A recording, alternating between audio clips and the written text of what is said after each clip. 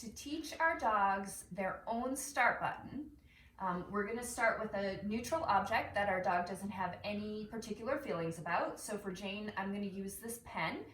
So Jane has no feelings about this pen. I don't want to use a toy that's going to get my dog very excited, or I'm not going to use something like nail clippers if my dog gets nervous of those. So just a neutral object. And then I've got my treat pouch and my treats. And what I'm going to do to begin with is I'm simply going to pair the neutral object going towards my dog with a treat. So I'm going to move the neutral object towards my dog, then I'm going to give her a treat, and as she eats it, I'm going to move the object away. I'm going to move it towards her, give her a treat, and then move it away.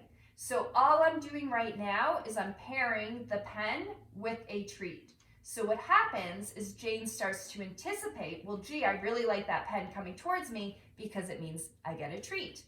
So what I'd like to ultimately do is teach her that the start button is what moves the pen towards her.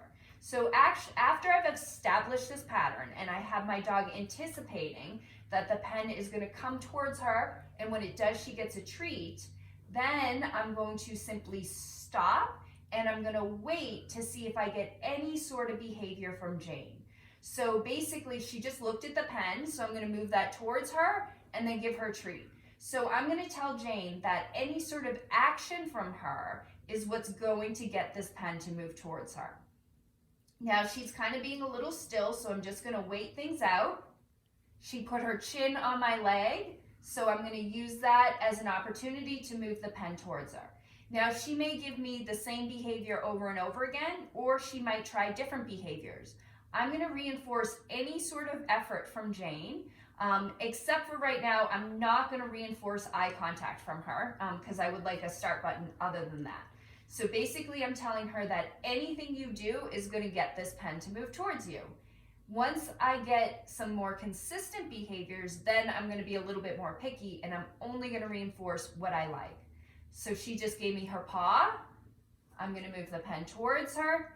And then I'm going to remove the paw from her so that she can give me that behavior again if she wants to.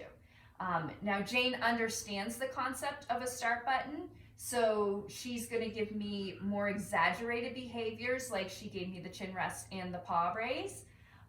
Your dog might give a less exaggerated behavior, and you're going to reinforce that. So any sort of little behavior that could eventually turn into something more exaggerated is what we're going to reinforce.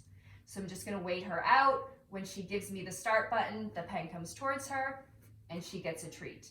And that's how we teach our dogs to create their own start buttons.